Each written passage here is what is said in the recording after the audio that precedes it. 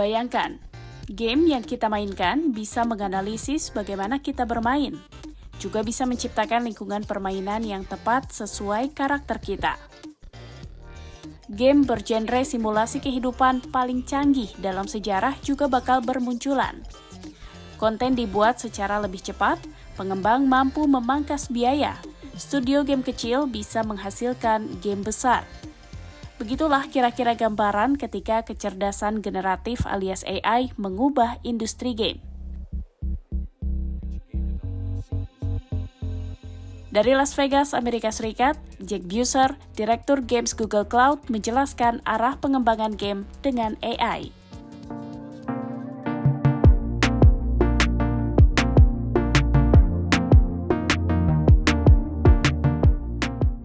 I don't think it will take that long. No. So I mentioned the transformation from CPG to live service games. We're now seeing an even larger transformation to AI. It's what we call living games at Google. We believe that this transformation is going to be so fundamental, we needed a new word to describe this sort of next generation of game and next generation way of creating games. And so fortunately, again, for Google, our live services are also underpinned with AI. So again, it's about taking the best AI technology that we use to power our own major live services and make that available to the games industry. So we see that taking hold in two ways within a game company. You have AI for game development. So this is when a professional studio is creating a game and they're leveraging AI to accelerate their ability to create content. That's happening now. So most major studios have incorporated AI into their development workflow. Some studios have just begun that journey.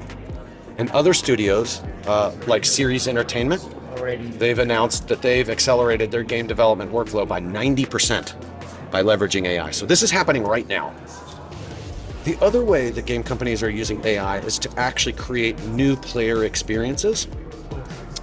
So if you look at the game market,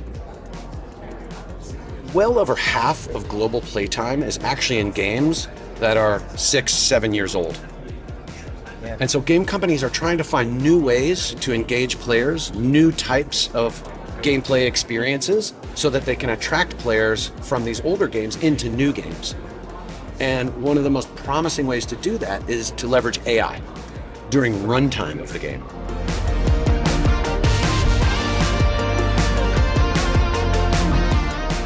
In the games industry, I've been in the games industry a very long time, and every once in a while, there's a major transformation in the games industry. So I've been around for a long time. Do you remember when CD-ROM first came to games? Think about the games you were playing before the CD-ROM, right? These were 2D games that were, of a particular type. You became very used to these types of games. But then the CD-ROM arrived, and suddenly game developers had much more storage capacity. So you started to see games with real voices and orchestral soundtracks. Red Alert. Do you remember Red Alert? Of course. You remember this time. Yeah. And within a few years after the CD-ROM, you started to see entire game designs that were built for the CD-ROM, right? So think Final Fantasy VII. Yeah. You could not create that game without the CD-ROM. And if you looked at not just the types of games that were being made after the CD-ROM, but actually the development studios themselves, the studio and development pipeline looked very, very different for these new studios than they did in the age of 2D bitmap graphics on cartridge. It's just completely different industry. Budgets changed, the business changed, everything changed. This same sort of transformation is happening now with AI. It will be that fundamental, if not even more so. And just like with CD-ROM, you're going to see some large game companies are able to navigate this transformation, right? And they're going to start to create these AI living games, and they're going to be quite successful in the future. Some game companies will not be able to transform. Why not? It's the same with CD-ROM. Think about the game companies that did not survive that transformation. They were not able to adapt to this new technology. And you will also see some game companies are born during this transformation. So I like to use, for the CD-ROM example, I like to use PlayStation.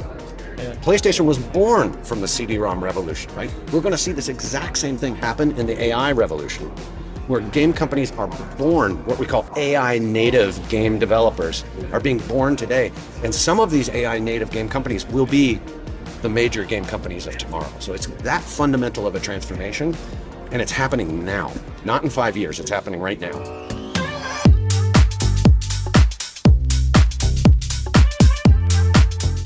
So first, I will start with development. If you look at the cost of developing a video game, the cost of developing a video game has outpaced consumer spending by 1.6x. So costs of development have skyrocketed, but consumer spending has not caught up. So you see many game studios are really struggling with their business right now because their development costs are so high and they're not seeing levels of consumer spending that's able to justify these high costs. So this is where AI can very much help change the business model of these games companies so that they can accelerate their game development and actually get their costs under control. You will also see entirely new player experiences, right? And so we're only just now seeing the very beginning of what's possible. So for instance, at the Game Developers Conference, we announced a partnership with Clang Games. And Clang Games is building a life simulation game. Maybe you've seen these kinds of games before, but I have the demo.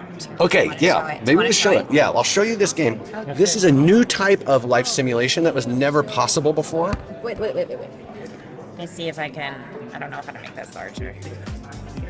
And it's using AI to power every character in the game.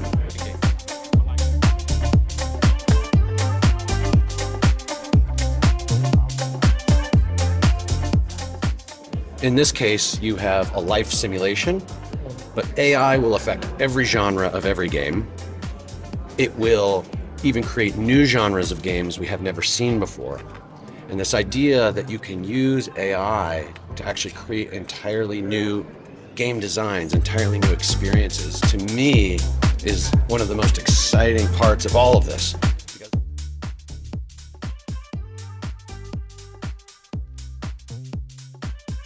I think there are two things that are going to happen in the industry.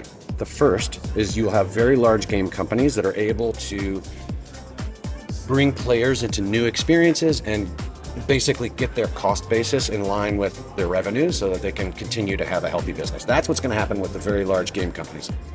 However, we are also going to see very small game companies that are able to do things that were previously impossible. You'll be able to see small teams of people that are able to create experiences that are much larger and much richer than what would have been possible with legacy tools in the games industry. So when you think about this in the context of Indonesia, you have quite a few game developers in Indonesia and in Southeast Asia. Oftentimes, these are not giant global games companies. These are relatively small teams that are using similar tools, but oftentimes have to compete with these much larger game companies. I think with AI, you're able to level that playing field quite a bit so that these new companies, if they're able to lean into this new next generation of AI-based game creation tools and these new experiences, some of these small teams will become the major global game companies of the future.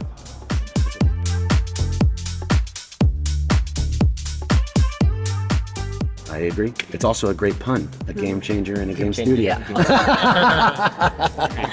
Right. So larger